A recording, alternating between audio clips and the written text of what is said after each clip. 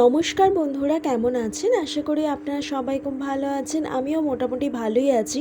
তবে এই ভিডিওটি দেখুন এবং পুরোটা দেখার অনুরোধ করে গেলাম যে লাগাতার এই 1.5 মাস বৃষ্টি আমাদের নিত্য জীবনযাপনকে কীভাবে অসুবিধার মধ্যে ফেলা হয়ে গেছে। আমি জানি না ভগবান কবে আবার সব সাধারণ করে দেবেন, কবে আবার আমরা নর্মালভাবে বাঁচতে পারবো। কারণ কি বলবো, এই বৃষ্টির ফলে গ্রাম অঞ্চলের কি অবস্থা সেটাই এক ঝলক আপনাদের সামনে তুলে ধরলাম আর কি।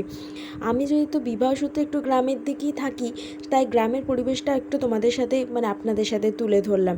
এই যে দেখতে পাচ্ছ বড় বড় গাছগুলো আর্ধেক হয়ে গেছে পুরো বন্যার জলে। দেখো অবস্থাটা একবার দেখো। এই দিকে গাছেদের দুদিকে জমিতে ভর্তি, মানুষ ধান গাছ লাগিয়েছে, ধানের চারা রোপণ করেছে আর কি ধানের জন্য।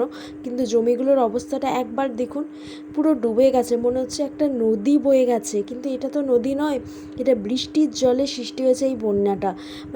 লক্ষাধিক মানুষের আহার এই ধান, মানুষ খাবে কি? সত্যিই একটা বড় প্রশ্ন হয়ে দাঁড়িয়েছে। এই বন্যার ফলে নিত্য প্রয়োজনীয় জিনিসের দাম হয়তো আকাশ ছোঁয়া বাড়বে, কিন্তু একদম চাষিদের ঘরে তো সেই অভাবটাই থেকে যাবে মনে হচ্ছে। কারণ তারা তো আর উপযুক্ত ফসলটা পাবে না। কি অবস্থাটা একবার দেখো। যাদের সামর্থ্য আছে তারা হয়তো চালিয়ে নিতে পারবে, কিন্তু মধ্যবিত্তদের কপালে তো সেই চিন্তার ভাঁজটা পড়েই থাকবে।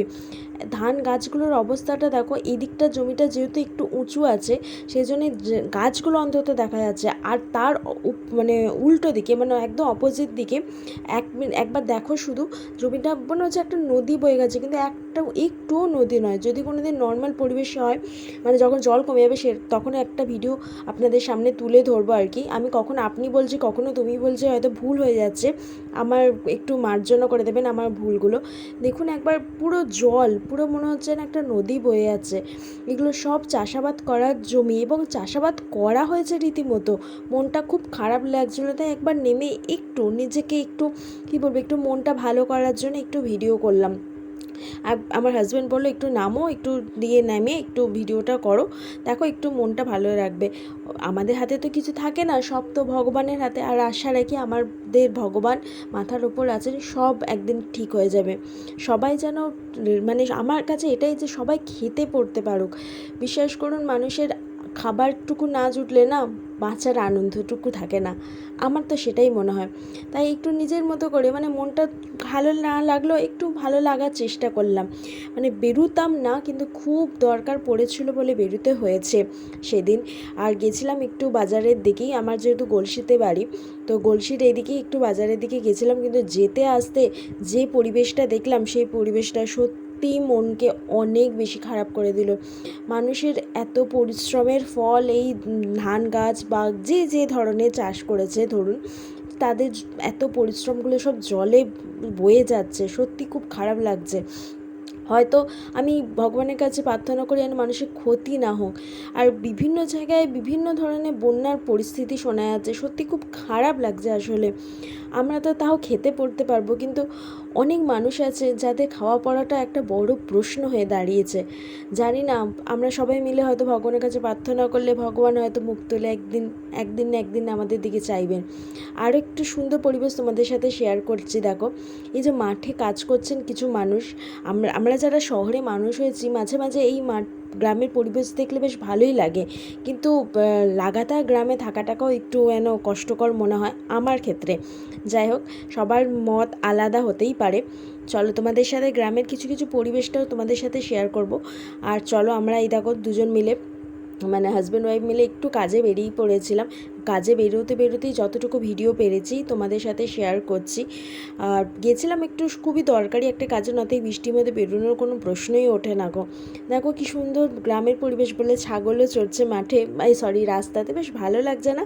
আর একটা জিনিস তোমাদের সাথে আমি শেয়ার করছি, সেটা হচ্ছে, দাঁড়াও, যে ব্রিজটাতে আমরা উঠছি না, সেই ব্রিজটা এককালীন ইংরেজ সাহেবরা করে গেছিলেন, নিজেদেরই এই সুবিধার ক্ষেত্রে করে গেছেন। সেই ব্রিজটা এখন আর নেই, কিন্তু সেই ব্রিজের কিছু ভিডিও তোমাদের সাথে শেয়ার করছি।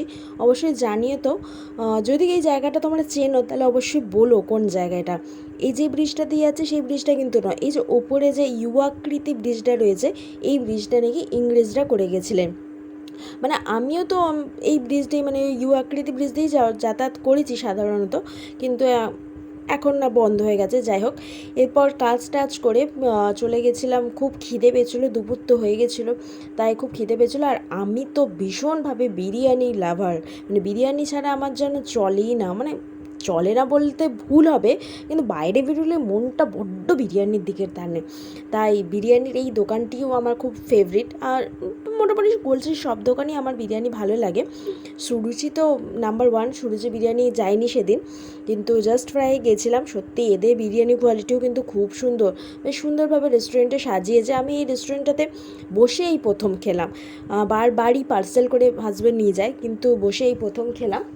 বেশ সুন্দর লাগছিলো বিরিয়ানিটা, যতক্ষণ না দিচ্ছিলো ততক্ষণ একটু তোমাদের সামনে ভিডিও করে নিলাম। আর আমার এই ভিডিওটি যদি তোমাদের ভালো লেগে থাকে তাহলে অবশ্যই একটু লাইক কমেন্ট করে দিও, একটু ভালোবাসা দিও, যাতে আমাদের মতো ছোট্ট ছোট্ট ইউটিউবরা একটু এগিয়ে যেতে পারে। আর একটা জিনিস আমি এখানে এসে বুঝে গেছি, সবাই সবার পাশে না থাকলে কোনো মতেই এগিয়ে যাওয়া যাবে না। আর এগিয়ে যেতে হলে সবাই সবার পাশে থাকতে হবে, ভালোবাসা দিতে হবে, কারণ একতরফা কিছু হয় না, তাই না? তাই ভালোবাসা দিয়ে চলুন সবাই মিলে একটু এগিয়ে যায় না, একটু একটু সাফল্যের দিকে এগিয়ে যায়, তাহলে হয়তো সবারই ভালো হবে।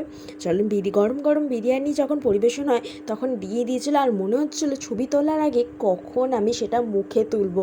বিশ্বাস করুন খুব খুব খুব টেস্টি হয়েছিলো আর খুব লোভনীয় হয়েছিলো। কিন্তু অনেকে বিরিয়ানির সাথে চিকেন চাপটা পছন্দ করেন, কিন্তু আমার আবার একদমই ভালো লাগে না। আমার ক্ষেত্রে বিরিয়ানির সাথে স্যালাড ছাড়া আর কিচ্ছু ভাল লাগে না।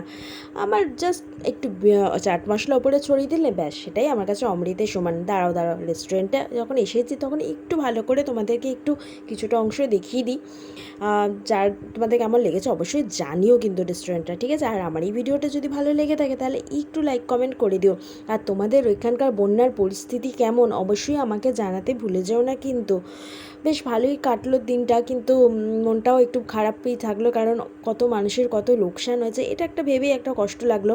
এদিকে কিছু ফল টল কিনে, সবজি কিনে আবার বাড়ির দিকে রওনা হওয়া, তারপর তো আছেই রেগুলার জীবন। চলো এই নিয়েই তো বাঁচতে হবে। আর গলসি যারা এসেছো তারা জানবে যে গলসির বাজারটা ঠিক হাই রোডের এদিক আর ওদিকে বসে। এইভাবেই চলছে আর কি জীবন। সবাই ভালো থাকুক, সুস্থ থাকুক, এটাই ভগবানের কাছে চাই। সব পরিস্থিতি যেন নর্মাল হয়ে যাক, জলটা যেন কমে যায়। মানে আমরা যখন খুব রোদ ওঠে তখন বৃষ্টি চাই বটে, কিন্তু এই লাগাতার বৃষ্টিটা তো মানুষের ক্ষতিগ্রস্ত হয়ে যাচ্ছে। সত্যি আমাদের হাতে তো কিছু নেই, সবই ভগবানের হাতে। সবাই ভালো থাকবেন, সুস্থ থাকবেন, পরে ব্লগে দেখা হবে।